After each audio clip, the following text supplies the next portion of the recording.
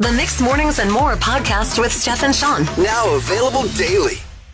Good morning, world. Good morning. Happy Tuesday. It is April 11th and it's 5:31 right now. And sometimes voicing your complaints out loud pays off, or manifesting. Steph. Voicing. Okay, what complaint? Yesterday on the show, I was like, McDonald's, please let me use my rewards that I have earned with my hard-earned money working at this radio station. Please let me use those rewards to order a free coffee. And it wasn't working yesterday. You're right. So now you're saying, though, if you voice your complaints, perhaps they come true. So did the McDonald's gods hear you? They did.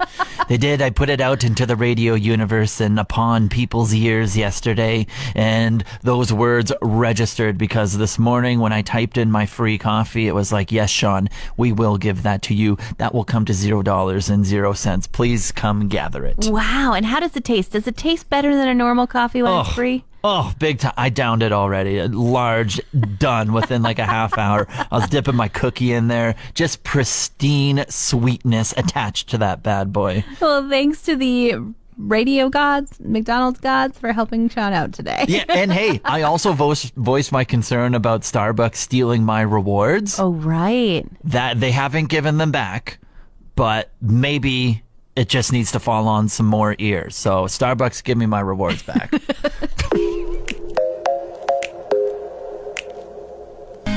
I ate a donair on Sunday and I have a beef with it. Okay. That's all you get from me. Ha. All right, just a little one. But this is what I want. Okay, same for burritos. I want an invention that allows us to have the same bite every bite. You want an invention? Like your mouth? You want to... No, I just mean, when you go to have a donair, you just got a ton of meat, and then there's like lettuce, tomato, onion, and sauce. Yeah. And you have to like really stagger your bites. Like, okay, I'll have sauce in this bite. No, I'll have like dry meat in this bite. Right. So you do like a tiny bite on the left and then a tiny bite on the right, so you get the best of both worlds? Yeah, but that's double bites. Like, that is not needed if we could find an invention that would allow us to have equal mixture of sauce, meat, lettuce, tomato, onion. Are you willing to get messy with your donair, or are you dainty with it? Pretty dainty. Yeah, see, that's your problem right there. With a donair, you can't go in all cute. You got to open the mouth wide and big, and you just got to let the sauce go on the sides of your mouth and get like a full bite. So are you trying to tell me that the donair, you are putting like your entire mouth around the top of it? Like, I'm trying. Really? I'm trying. That's a lot of work. Like, I mean, I guess it's less bites. The payoff is wonderful. That's what you're striving for over there. You're asking for an invention. I'm saying it can be done. Okay, here's a thought though. Maybe this is the invention I've come up with. Okay. It's a bowl and some tongs. And before you put everything into the donair, you mix it up in the bowl. Okay, so you shred the meat into a bowl. You throw all the toppings into a bowl. You sauce the bowl. You flip it like it's whatever. Like a salad, yeah. Yeah. And then you grab your wrap, your donair. Uh-huh.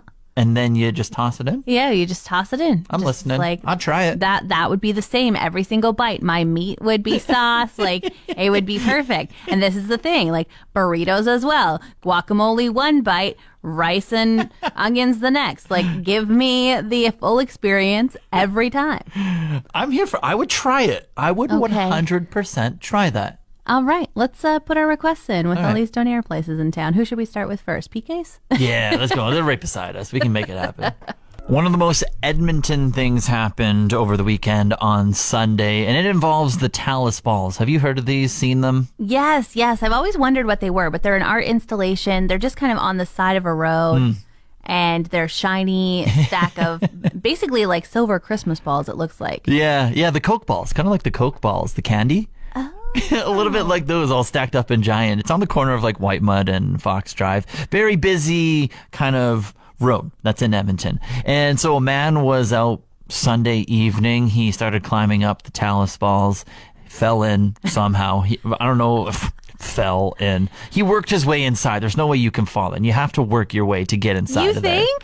100%. I've been around them plenty of times. Okay. I wonder, because I was thinking like maybe he slipped and fell in, and then it's a lot easier when you're sliding downwards to Gravity. Yeah, gravity. And then to try and climb out, it's like, oh my gosh, how did I have my head this way? You know? Yeah, no, he worked his way inside.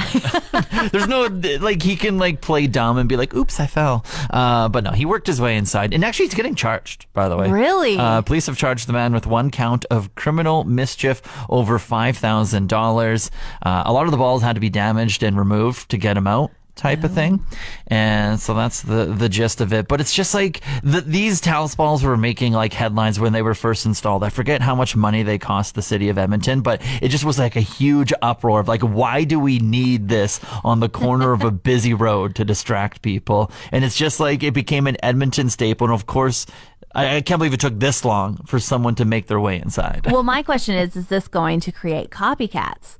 You know, like, are people like, I didn't know you could get in there. Sweet. I want to, you know, make this my new Ford, or, you know, start hosting events kind of around there. Yeah. Well, it just seems, it was way bigger. I've never been around them in person. Like, every time we drive by, I'm like, how do you get there? I just like want to see those in real life. Yeah. But looking at the video, it was way bigger inside than I ever expected. Like, I was like, oh my gosh, like that's a full-on living room in there. I wonder if the copycats are going to start doing like things to their own landmarks in their own places. Like Red Deer has a giant green tower. Calgary has something. I don't know. Haven't been down to Calgary in a while. They got to have something. But then like us in Fort McMurray, we have that buffalo on Franklin. Yeah. What if someone just starts like, I don't know, riding the buffalo, taping themselves to the buffalo, anything of that nature? Like, hey, if someone else is making news for doing something to their like mainstay item, I can do it in my own region. Yeah, I feel like the stakes are far less high to like ride the buffalo versus get stuck in a living room sized art structure that you need the fire department to cut out. We'll see if I'm arrested tomorrow. I'll try it out. Oh my God. Digital cameras are making a comeback, Sean. That's fun. I know. And you would say, like, you were just talking about the amazing camera that is on your phone. Oh yeah, I love it. Fishbowl zoom or whatever. 0.5. Yeah. But basically what they're saying is that because people are finding their phones to be such a distractor and there's so much work on your phone and there's so many things, that instead of bringing your phone on vacation, you should try and leave it in the room and bring a digital camera with you instead. Wow, that's for the rich, I would say. But yeah, that's one option right there. Self-control is also an option if you don't have the money. Yeah, and I think that they also were saying, you know, just try and be somebody who, obviously our smartphones are very useful. There are GPS when we're out. Sometimes there are room keys for the hotels or things like that. But they're saying that when you take a picture for enjoyment, when you're, say, out whale watching, and you're like, oh my gosh, look, I got a picture with me and this whale breaching behind me, you can remember the details and you're happy about it. But when you take that same picture and get back to your hotel room and post it on social media, right, go to the stories immediately. The enjoyment of the experience is gone and it turns into self-presentation concerns. So the benefits, so the benefits that you have of taking the picture and remembering the moment leave, and instead you're worried about the way you look to others and how they're judging you. And so it's like all of these benefits of like, yes, what a great moment, I just went whale watching, instead turn into I'm whale watching. Does somebody think that I think I'm great? Does somebody think that my hair's blowing in my face? Like on and on and on. And so they say, leave your phone at home and don't post about your vacations until you get back so that you can preserve these good moments. It's like seeking affirmation while on your vacation, essentially. I think I've fell victim to this a time or two, maybe like in the mountains, whatever, posting to my story and be like, wow, I am enjoying this moment so much, I bet other people would. Yeah. And then you do post it, and then all of a sudden you get interaction. You're like, wow, other people are enjoying this like I am. And then you post some more. And then that's almost like the encouragement that you're looking, I don't know if encouragement's the right word, but it's like the motivation to keep posting onto your stories and to your wall and everything, because other people are now enjoying it with you. And really, is that why you went? Yeah, exactly. Is that why you went? And perhaps you would have a better time if you just left social media behind. And then as well, when you get sucked into your scrolling on your phone, they say it's for boredom. Yeah. And then you start maybe checking work emails and things like that. And I have a friend who always posts every time, like when we're out together, he's just like, look where we are. We're having so much fun. And one of our other friends said, I love it when Paul goes on vacation because he always takes everyone with him. Oh, ain't that the truth? Wow, isn't that a backhanded Right there something? with you. Okay, I have a very weird question. Everyone does it, but I just need to know how you do it, and it involves brushing your teeth. How I brush my teeth? Okay, hear me out. Okay, so you put the toothpaste on your toothbrush. Yep. When you go to put the toothbrush in your mouth, do you spread the toothpaste across kind of all of your teeth and then start doing a section? No. Or, yeah, I don't do that either. Or do you just start on a section and then go on? Yeah, and then just start on the section. You know, you get your toothpaste on there and then you just start brushing your teeth. But because you've been thinking about this for a while, are you a toothpaste spreader, Sean? Okay, my reasoning is I do it the first way, obviously. I spread the toothpaste around. All teeth need equal parts toothpaste. So if you just put a clump of toothpaste onto your brush and then you just start saying if your upper left side and then you work your way left to right on your top teeth, by the time you get to your bottom teeth, you're not going to have any of the toothpaste on them. Maybe not on them, but in your mouth, definitely. Like you haven't spit yet, so your mouth is full of toothpaste. I guess another question is, how much toothpaste are you using if you find you run out if you don't spread it around? The recommended tiny amount that you put on. What is the recommended? I don't know. Like a little circle, like a tiny little dab, a dab, a dab. Not like I'm not spreading it. I'm not covering all the bristles. I'm putting a dab on there. Okay, well therein lies our differences because I start at the top of the bristles and I go the length of the bristles in toothpaste. Okay, wait. Do you have, how big is your, like mine has a little circle. I have an electric toothbrush with a circle and I kind of dab on that. What do you mean all the bristles? I mean, I have a regular Colgate toothbrush that has about an inch worth of bristle length. And I bristle the entire toothpaste or whatever. You're using 4 times the amount. No wonder. You're like, oh, my mouth is always just foaming full. What do you mean you run out of toothpaste? I already have. Yeah, no kidding. Now that I know that you like have amounts of money to buy endless amounts of toothpaste. Money to spare. I'm using too much. Money bags over there. Yeah, let's start talking about how much toilet paper we use after this. Unbelievable. Okay, but now I'm very curious because I thought everyone was doing it like me. So now I need to hear from you. 780-791-1037. Before you start brushing, do you spread it across the teeth? You did not think people were doing this. Or do you just start at one section and then hope you have some toothpaste by the time you get to the bottom right? Like, tell me.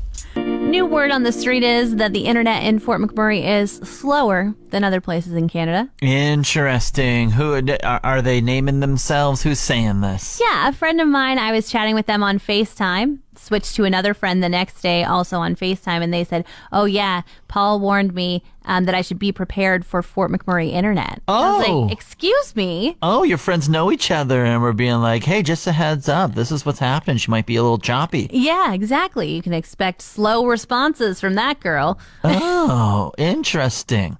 And do you have like good internet? Do you feel like you have good internet at your place? Yeah, I feel like my internet is great. I don't feel like they ever chop out, but also like, is it my fault on my end if I have no choppiness coming through? Yeah. Yet it's choppiness there and maybe their internet is bad. Now, I've seen some like rumblings from people here or there, but this is rumblings from people who complain that like there's dirt on the ground and type of thing. Like they complain about everything. So I don't really take much account into it. I've experienced some things like here or there, but it's not constant. So I never really attributed it to just the internet in the region. Yeah. And even our new girl last week, she said like, oh yeah, the internet's slow here, eh? Oh. And I was like, huh. That's an interesting statement to stay. She came up from Calgary, so maybe Calgary's just got some zippity-doo fast internet down there. But yeah, it's very interesting. Maybe now that these random spots that I've noticed where it's just been like really bad and in the 2 places that I've lived here, maybe it's not random and it actually is a thing.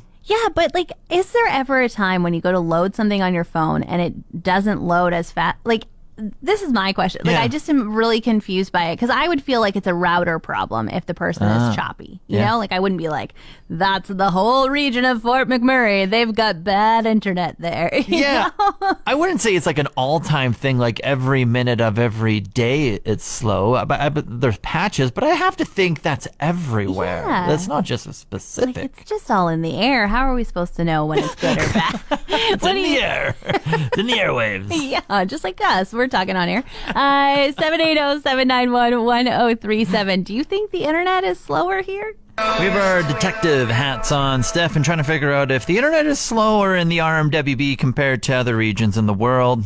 Edmonton, Calgary, Regina, whatever it may be. 780-791-1037. You can text or call. Whitney texted in. She says she works from home, so she's always using the internet. Lives downtown. Internet's pretty all right there. Never really have issues. Her parents live uptown in Timberley. A little choppy. Interesting. So she does notice something. Okay, and that seems to be the case for most folks. They're always saying, I always find it slow or it just won't work. And then they're saying switch companies. That makes it a little better. And I'm like, I thought it was just routers. I thought people just had, an old router, just need to upgrade that. Or maybe the lines aren't great, but maybe it really is. Turn it off and then turn it back on, unplug it and then plug it back in, that type of thing. Yeah, wait 2 minutes and put that power cord back in. Yeah, so I've lived in Parsons and just over here in Stone Creek as well. And I've noticed the choppiness a little bit. So maybe that does have something to do with it uptown. Maybe we should all move downtown because that's where the fastest internet is. If that's something that you That's care the about. case. Yeah, I don't know. We're still on it. We're still investigating. Way back in March, a dinosaur was found. Fossils. Way back 10 days ago. Yeah, I guess it was only 10, 11 days ago. It's like in March of what year? Where are we headed? Oh, yeah, 10 days ago. Okay. Yeah, but the press release just came out over the weekend, like on Friday, that Jenna Pomondon, she works up at site, like Mildred Lake. There we go. And she's a shovel operator, and she was just working away up in her cab in her big machinery, and she just noticed something a little different about the dirt. And so she stopped, and she noticed it could have been maybe a fossil. Called the geology team. Off they went, confirmed it. Boomsies, we have dinosaurs in Fort McMurray. And now, for the rest of her life, she can say that she found a dinosaur. What a day's work that is. Yeah, I think it's so incredible that, like, now I've never been in one of these big machines before, but just like, in my opinion, again, I've never been in one, but I'm just like, you would just be hacking away and you just be going and everything would blend in, but maybe it's a little different. So big kudos to her to have the eye to just spot something that's a little different and stop and like investigate it. How cool is that? And I think it's really cool. Last year the Athabasca River receded a ton down by the bridge over 63. And it was so cool to be able to walk along there. And I know my husband was like really hoping we were going to find a dinosaur. We had no luck, but I'll certainly be looking again this year, especially when it's so recent. Yeah, and I'll tell you, it has the potential to be 115 million years old, because that's when it's a plesiosaurus. I had to look up how to pronounce all these things. It's a Cretaceous plesiosaur, and the experts are saying that they were here roughly 115 million years ago. Now, they don't know the exact number on the one that she found right here, but that is the potential of how far back it could be. Wow, a plesiosaur. I wonder if it's like that's a new name to call a people pleaser. You could be like, what are you, a plesiosaur? What? Yeah, sure. Relate you to a marine reptile, you people pleaser. I've been living out a little dream of mine twice over the past couple weeks here, Steph. Ooh, what have you been doing? We've kind of like a relative station with Harvard Media over in Regina, and that's where I grew up.